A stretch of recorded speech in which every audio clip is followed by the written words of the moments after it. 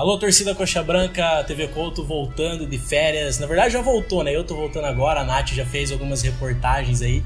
E hoje a gente tá aqui na Pizzaria Calabres, nosso grande amigo Murilo Pietruszinski, ele abriu espaço aqui pra gente fazer um bate-bola aí sobre esse começo de ano do Coritiba. Então tá aqui o Murilo, tá aqui o Glauco, vocês já conhecem, blogueiro do Globo Esporte. Entre lá, blog da torcida que nunca abandona no Globo Esporte, tem sempre uma matéria legal lá, acompanhe lá. A gente vai falar um pouco sobre o que a gente acha desse time que tem se desenhado nesse início de temporada do Coritiba. Mudou muita coisa, muita gente saiu, muitos jogadores saíram, tem o Sandro aí que pouca gente conhece, iniciando um trabalho. Então vamos dar uma olhada aí no time que ele tem esboçado para esse início de campeonato, para a gente debater um pouquinho. Dá uma olhada na tela aí.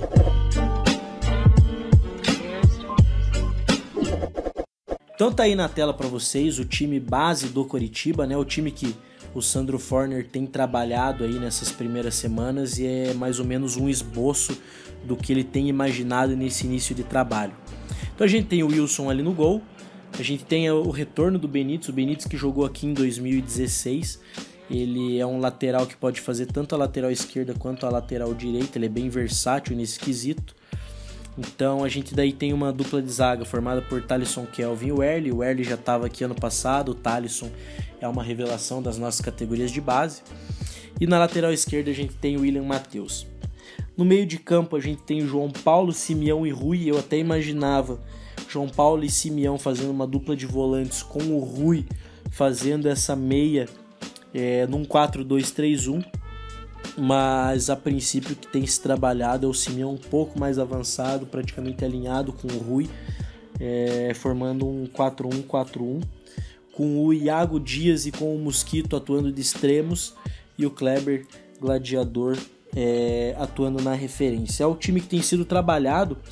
Eu acho interessante notar aqui uma característica que eu acredito que a gente vai ver muito nesse time, que é, como a gente já sabe, o Kleber é um jogador que volta muito aqui no setor de meio de campo para ajudar na armação das jogadas. A gente viu muito ele fazendo aqui isso no Coritiba, e isso pode ajudar muito o Mosquito, porque o Mosquito, apesar de ele estar jogando aberto aqui, ele é um atacante goleador, não à toa ele foi o artilheiro do Campeonato Brasileiro Sub-20 do ano passado, então a gente pode esperar ele infiltrando muito aqui na área, aparecendo como elemento surpresa para ocupar esse espaço deixado pelo Kleber, né?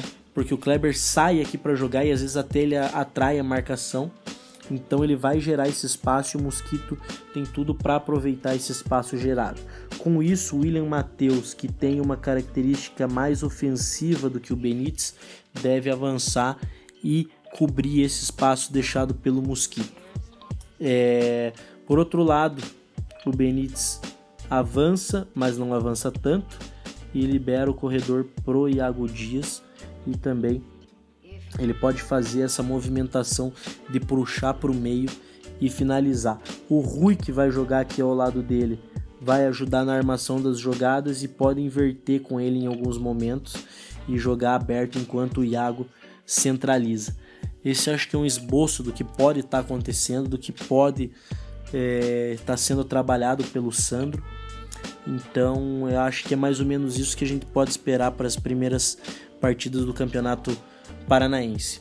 Eu aqui não conheço muito do Simeão, então não tenho muita propriedade para falar, mas eu iniciaria com o Galdesani aqui, ou então até formaria uma dupla de volantes com o João Paulo ou Vitor Carvalho. Vitor Carvalho, inclusive, acredito que vai acabar ganhando posição aí no decorrer do ano, então talvez eu usasse aqui João Paulo e Galdesani, ou João Paulo e Vitor Carvalho, dando um pouquinho mais de liberdade para o Rui, que sempre faz um papel, ele é um jogador um pouco mais agudo, né? Então ele poderia encostar mais no Kleber, ter mais essa liberdade.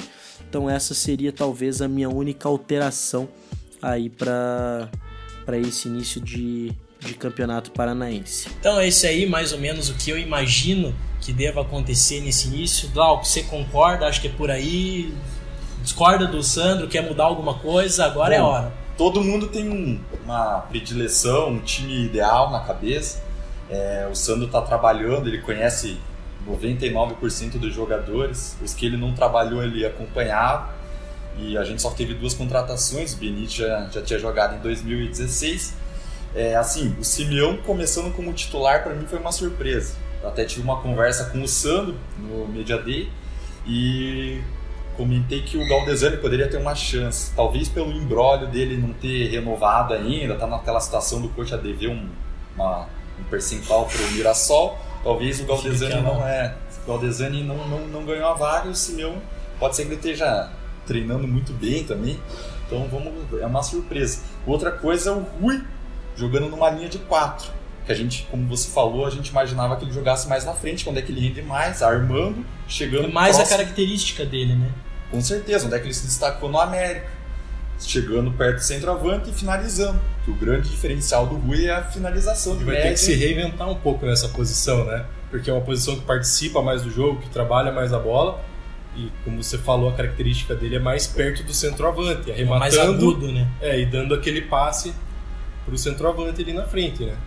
Então fica a dúvida como que o Rui vai se sair nessa posição, e também é uma posição que tem que marcar um pouco mais, né? Fazer recomposição, né? Recomposição no talvez meio de campo. Fisicamente a gente sempre teve aquela dúvida no Rui, não na qualidade técnica, que ele sempre teve aquele diferencial, aquele toque na bola qualificado, mas a capacidade física dele de entrega, de voltar, de se dedicar, parece que ele nunca correspondeu à altura. Vamos ver se ele consegue ir com uma pré-temporada, talvez se dedicando mais. Talvez, vamos lá. Esse é um ponto importante, porque o Rui fisicamente ele já parece que não aguenta fazer esse tipo de função, e ele sempre teve um histórico de sequência de lesões, assim, né? Difícil você lembrar um período que ele teve sequência de jogos e ele conseguiu trabalhar. Então vamos ver como é que ele atua nessa função, é um pouco diferente do que ele está acostumado. Espero que dê bom. O Simeão, cara, não sei se acho que nem tem que falar, né? Porque eu não conheço nada do futebol do Simeão. Acho que o Murilo pra conhece. Ser sincero também, eu vi alguns jogos dele e se for para comparar um jogador pra gente ter uma ideia, assim, eu achei o futebol dele parecido com o do Tietê, do Palmeiras. Só que ele é canhoto, né? Um jogador ali também que trabalha bem a bola, até chega para finalizar também, não ajuda bastante na marcação, mas não é aquele volantão, né, tipo o Jonas mesmo, é aquele volante que sai pro jogo e também não tem aquele porte físico, né? Então, pensando nisso, a gente contesta a situação do João Paulo como na frente da zaga ali, na frente dos 4. Por que a gente contesta? Ele até tem uma saída de bola, um passe, nos melhores momentos dele ele conseguia fazer essa transição da defesa para o ataque, mas a capacidade dele de marcação, de recomposição, de fazer de voltar ali e ajudar a defesa, não é tão boa quanto era o Jonas, por exemplo, que o Jonas tinha uma capacidade física, uma velocidade de recuperação. O que o João Paulo tem? Posicionamento, que o Jonas já não tinha. A gente via que ele deixava a desejar no posicionamento e compensava correndo atrás. Então, geralmente, a gente via que ele era um dos que mais corria e errava. Da saída do jogo, o Jonas também não era tão bom, né? Para dar aquela saída de bola, né? Mas o João Paulo também vejo esse problema. E ele é muito lento, então talvez jogando só ele ali nessa posição de 1, eu acho que ele vai ter dificuldade talvez para fazer uma cobertura ali e para dar os botes. Mas como eu acho que o Curitiba é um time que, principalmente nesse início de Paranaense, ele vai ter que propor o jogo, então eu acho que ele pode até render o futebol que ele já rendeu em 2015. Eu acho que ele jogou razoavelmente bem até, nunca achei ele muito acima da média, mas 2015 ele teve atuações bem aceitáveis. Já 2016, 2017 ele não foi tão bem, né? Eu escalaria o Vitor Carvalho ali na posição, que ao meu ver é um jogador muito promissor, que dá essa saída de bola, tem poder de marcação, tem altura para ganhar ali a bola de cabeça, consegue fazer as coberturas. Eu acho que ele vai ganhar a posição ao natural do João Paulo. Eu até ia falar isso na hora que o Glauco falou do João Paulo jogando sozinho ali. Eu, pessoalmente, colocaria ou o Galdesani no lugar do Simeão, porque o Galdesani ele consegue fazer essa recomposição e ajudar ele. A parte de combate dele não é tão boa, mas ele sabe muito bem se posicionar. Ele consegue interceptar as jogadas, ele tem uma boa leitura de jogo. Ou então o próprio Vitor Carvalho junto com o João Paulo ali, ou um Vitor Carvalho junto com o Galdesani. Também. Eu acho que é questão de tempo pro Vitor ganhar essa posição. Eu acho que ele vai acabar jogando, tem qualidade, tá pedindo passagem. Eu acho que Ajuda até o João Paulo ter um Vitor Carvalho ali, com certeza. Porque aí eles dividem a responsabilidade, o João Paulo tem um pouco mais de liberdade para sair para o jogo, ou o contrário, o João Paulo pode segurar um pouco em alguns momentos e liberar o Vitor, que também tem qualidade. Então, o que eu mudaria no time do Sandro seria isso, traria ou o Galdesani ou o Vitor para jogar junto com o João Paulo, e aí dá um pouco mais de liberdade para o Rui se movimentar mais pelo setor de meio de campo e encostar mais no Kleber. Acho que talvez também testaria como está sendo utilizado nos treinamentos o Ian. O Ian, vamos lá, se a gente pegar nos últimos tempos ali, 2016, 2017, ele teve algumas chances, mas assim, jogava um jogo, ficava 5, 6 jogos sem jogar, não tinha aquela sequência. Quando ele entrava, é lógico, um PA subindo, às vezes jogando fora de posição, normal oscilar. O que ele precisa? Ter uma sequência, e também a gente também contesta um pouco aquela fome que ele tem de não soltar a bola, né? Parece às vezes que ele quer uma bola só para ele, mas assim, é coisa que consegue um treinador ali conversando, jogando mesmo, consegue ter esse feeling de soltar a bola antes. Qualidade a gente sabe que ele tem, e talvez seja a posição que ele pode jogar ali na função do Iago e tá treinando também na posição do Mosquito. Creio eu que no Mosquito, lógico, a gente sabe que ele tá naquela fase de renovação, então talvez não jogue o primeiro jogo, mas ali na função do Iago, ele poderia jogar pela extrema e fazer o quê? Revezar com o Rui, porque o Ian, ele consegue jogar por dentro também. Ele tem essa qualidade para jogar por dentro, armar e voltar. Tanto é que ele jogou de segundo volante. Poxa. Fez de tudo ali no meio de campo. Ele fez de tudo, só não foi o primeiro volante. Ele joga nas 4 funções ali na frente, no 4-1-4-1, só não joga de primeiro volante, que ele não tem essa capacidade física para marcar. Então acho que talvez sejam essas as duas dúvidas maiores, o Vitor Carvalho e o Ian. Até ia comentar, eu acho que o Ian pode muito bem ganhar a posição do Iago, porque até que eu comentei no vídeo, se o Rui jogar mais aberto ali na meia centralizado, mas mais caindo para a direita ali, ele pode muito fazer aquele papel de inversão com o Ian, eles inverterem em posição. Eu acho que ele pode se dar muito bem ali também. Se o Iago bobear, eu acho que ele perde a posição pro Ian. E depende também da questão do Mosquito, né? De repente a gente joga com o Iago e Ian. Eu acho que o Ian pode fazer muito bem essa meia central ali, talvez no lugar de um Simeão. Eu acho que tem que testar o Piaba. Ele terminou muito bem o campeonato ano passado, fez gol, fez boas apresentações. Eu acho que o Campeonato Paranaense é ideal para ele ter uma sequência e tentar aparecer. Eu concordo, acho que o Ian tinha que começar jogando, até porque o Iago ele terminou o ano muito mal. Até por isso eu também não acharia certo começar com o Galdesani. Os dois, Iago e Galdesani, terminaram o ano muito mal.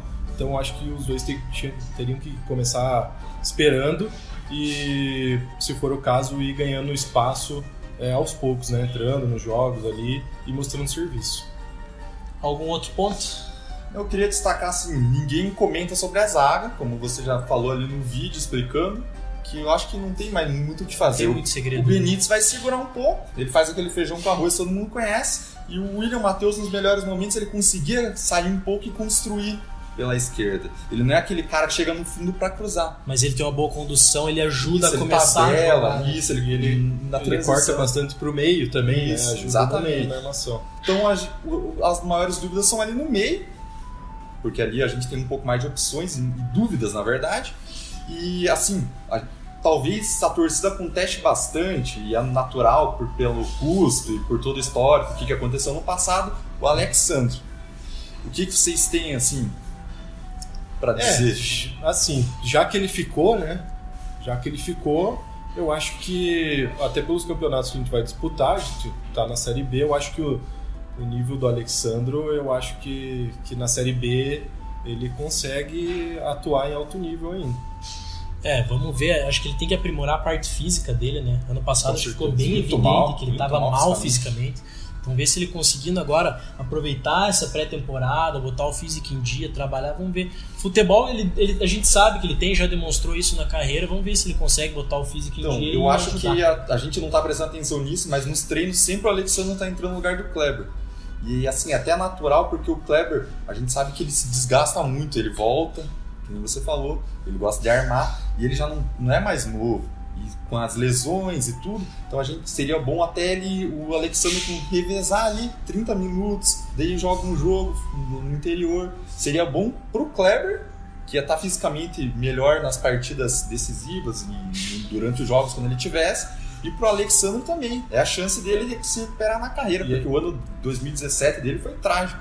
E é a chance dele também agora nesse Paranaense. A gente pega times no nível mais fraco, ele vai ter as chances de fazer os gols ali. Até para retomar a confiança dele. Retomar a confiança, né?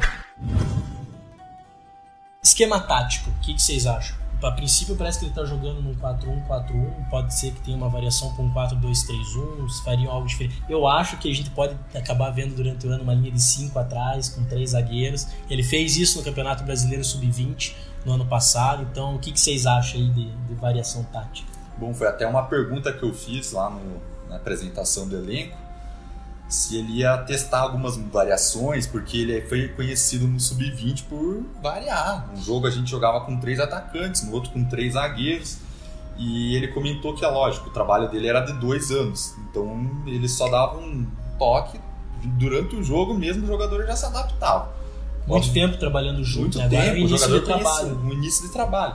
Mas eu, como você falou, eu imagino que em algum momento ele vai testar 3 zagueiros, porque a gente tem o Romércio, tem o Thalisson, tem os zagueiros da base que trabalharam com ele, o Giovani tá voltando de lesão, então que conhecem ele, o Erley também é um cara experiente, não teria problema para se adaptar.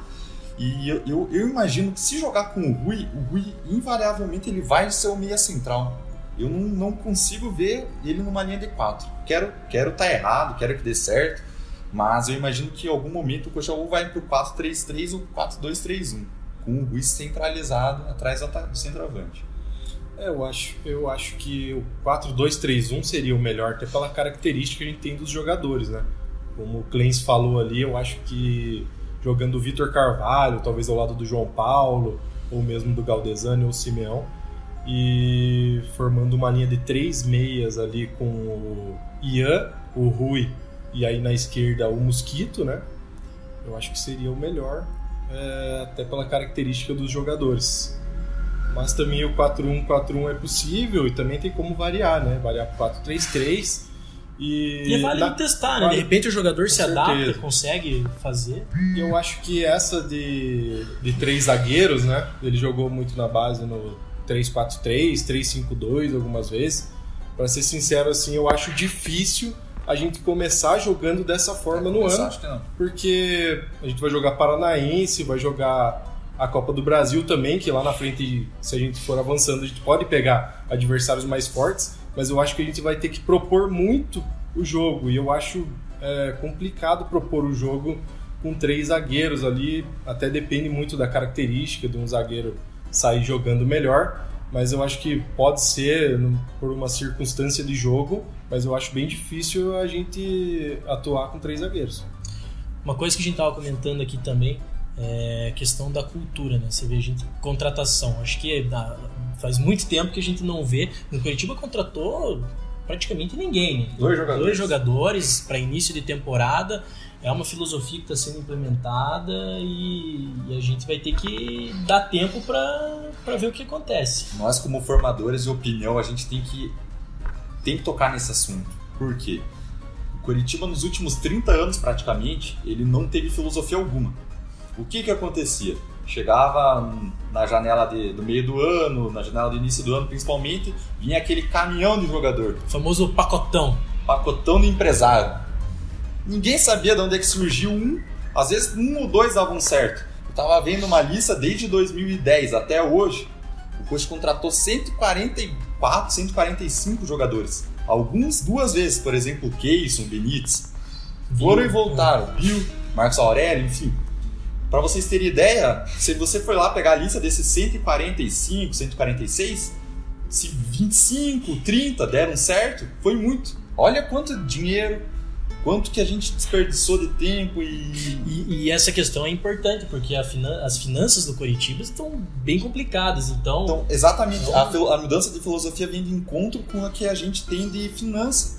O que a gente precisa hoje? A gente precisa ter uma filosofia de utilização da base para ter resultado em campo, não só em campo, fora dele também. A gente tem que conseguir vender jogador para conseguir preencher a lacuna financeira do Coritiba. a gente precisa de verba, todo mundo sabe, a gente está com um rombo, foi deixado ali na gestão. Quando troca a gestão, normalmente a gente fica sabendo de algum rombo que tem. E a gente tem que preencher e dando chance para a base. Vamos lá, a gente tem 20 PA da base, 8 subiram agora, talvez nem todos deem certo. A gente está de acordo, tem alguns que não vão dar certo, é normal. Mas se alguns derem certo, ótimo.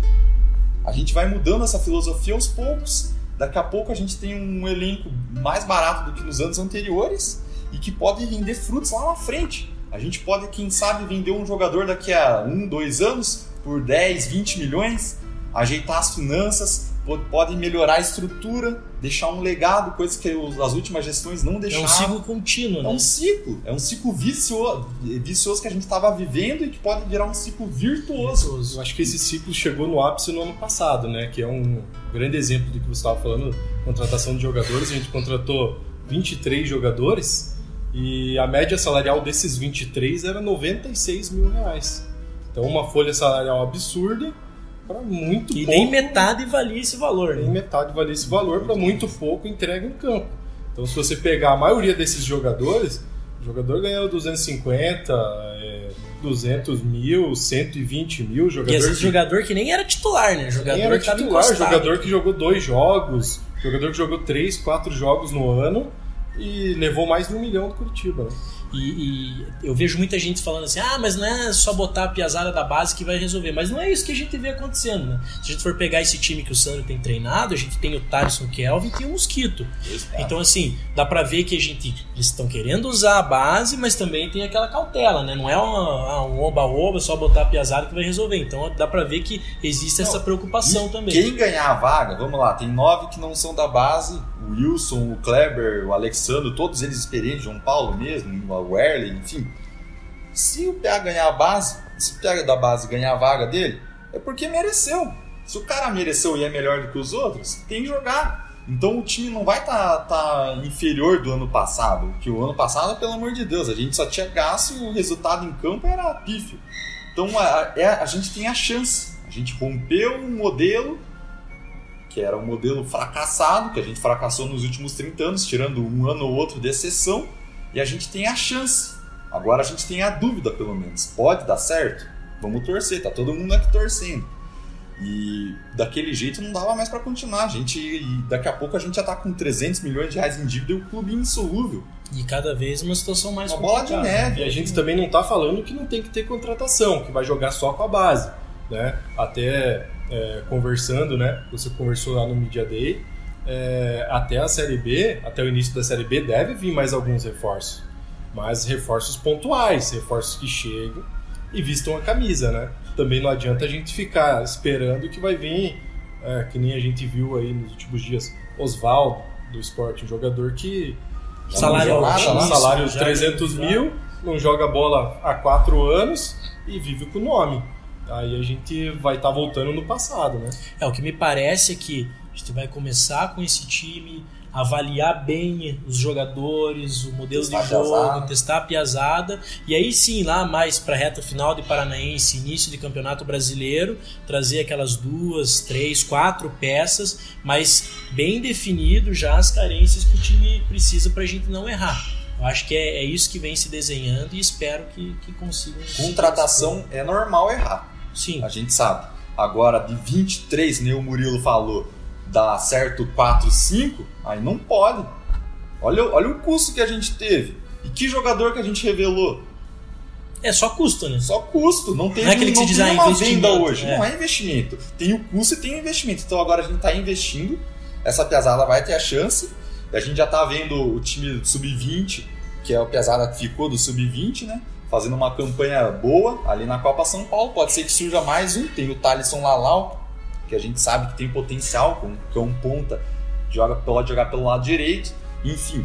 E sabe o que é? A gente tem um time que dá chance para base, a gente pode ter, o PA tá aí na dúvida, vou para qual time? Um cara com talento. Ele muitas vezes ele não vinha por coxa, porque ele sabia que nunca ia jogar, nunca ia ter chance. A gente acabava perdendo. Se o cara sabe que vai jogar, se a gente tem uma filosofia, esse cara vai pensar, quero ir pra lá porque lá eu sei que eu vou jogar, tenho oportunidade. Sim. Então é um ciclo que a gente só tem a ganhar se der certo. Então a gente tem que torcer. Contratações, como o Murilo falou, tem que ter. Se a gente fosse aqui fazer uma análise, talvez a gente já fizesse hoje 2 contratações, 2 ou 3 ali, mais um meio, um atacante de velocidade, talvez. Todo mundo entra num consenso. Mas vamos testar. Vamos lá. A gente vai jogar um campeonato de um nível técnico inferior, que a gente se conhece, então não tem momento mais adequado para fazer teste para usar a base. Vamos lá, vamos arriscar, vamos torcer. Eu acho que a gente vai dar certo, cara, esse ano. Eu tô botando uma fé, talvez a gente tenha alguma dificuldade no início, que é natural, mas eu tô botando fé que a gente vai ter um ano melhor.